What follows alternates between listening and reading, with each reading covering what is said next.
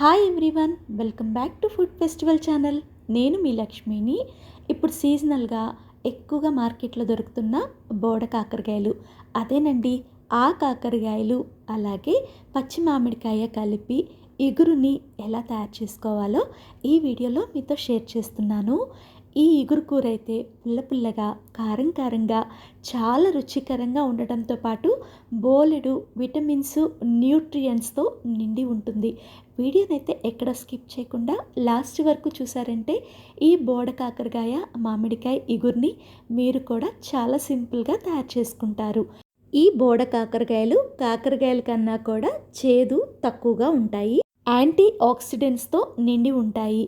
వీటిని తీసుకోవటం వల్ల మధుమేహ వ్యాధిగ్రస్తులకి బ్లడ్లో షుగర్ లెవెల్స్ అనేవి చక్కగా కంట్రోల్ అవుతాయి.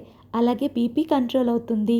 ఇంకా వ్యాధి నిరోధక శక్తి అనేది బాగా పెరుగుతుంది. పావు కేజీ బోడ కాకరకాయల్ని నీళ్ళల్లో వేసేసి ఒక స్పూన్ సాల్ట్ వేసేసి ఒక పావు గంట పక్కన పెట్టేసి తర్వాత వాటిని శుభ్రంగా కడిగారంటే వాటికి ఉన్న మట్టి దుమ్ము చక్కగా వదిలిపోతుంది. ఇప్పుడు వాటికి ఉన్న పొట్టు మాత్రం తీయకండి. పొట్టులో విటమిన్స్, న్యూట్రియంట్స్ ఫుల్గా ఉంటాయి. ఇలా వాటిని మొదలు చివర కట్ చేసి చక్రాలుగా కట్ చేసుకొని పక్కన పెట్టుకోండి.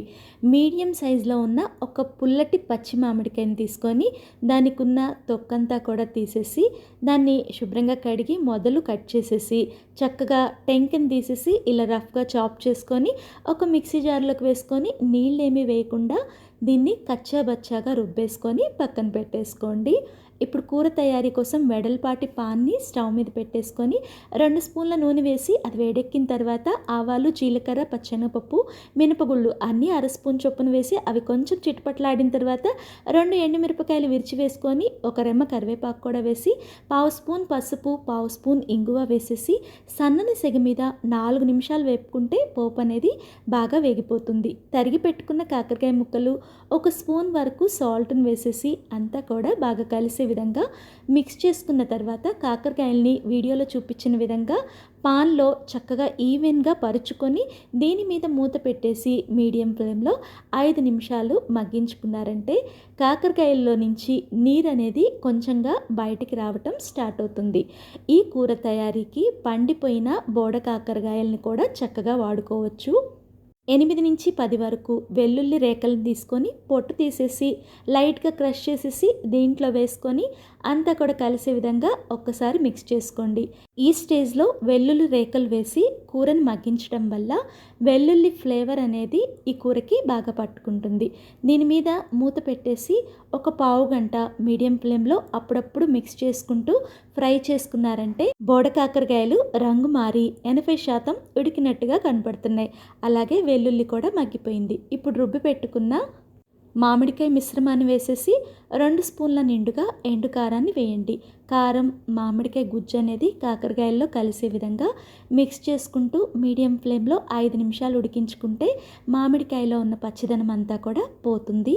ఇప్పుడు మిక్సీ జార్ని తొలిపేసేసి కొన్ని నీళ్ళని దీంట్లో వేసి ఇంకొక 1/2 లీటర్ వరకు నీళ్ళని దీంట్లో వేయండి.